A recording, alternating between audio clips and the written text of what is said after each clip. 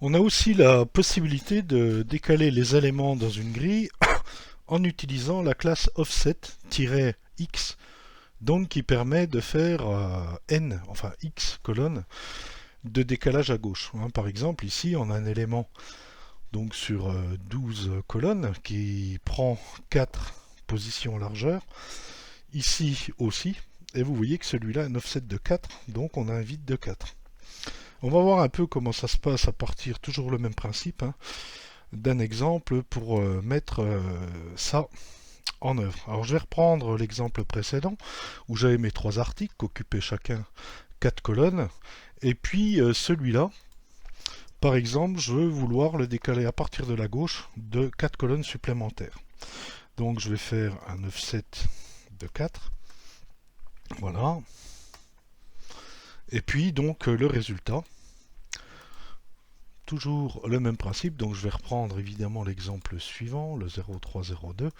Donc vous voyez qu'effectivement ici j'ai bien 4 colonnes, ici j'ai le vide de 4 colonnes. Et comme j'avais 3 articles, et que je dépasse cette fois-ci évidemment 12 colonnes, ben le bloc qui occupe 4 colonnes de large revient à la ligne automatiquement. Alors ce qui permet aussi de faire des mises en page, on va dire, un peu originales, c'est-à-dire si par exemple je déplace aussi celui-là de 4,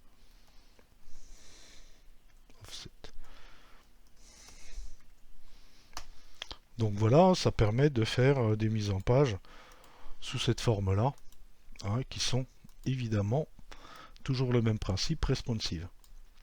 Alors évidemment, je ne vous conseille pas, enfin vous pouvez le faire, mais bon, pour des histoires de structuration et de lisibilité, préférez faire deux lignes plutôt que faire en une seule ligne ce type d'effet.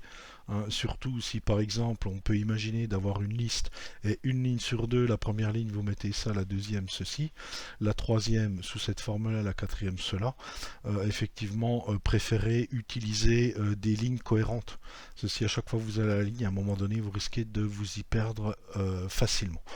Donc voilà un petit peu pour les offsets qui permettent de faire des décalages. Alors on n'est pas obligé évidemment de faire des offsets de 4 comme je l'ai fait ici. Ici par exemple je fais un offset de 2 ici.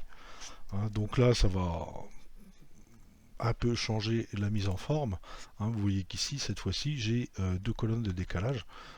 Et puis évidemment comme celle-ci fait 4 colonnes de large et que j'ai un offset de 4, comme il n'y a pas la place ici, évidemment elle va revenir aussi à la ligne. Donc voilà pour les décalages.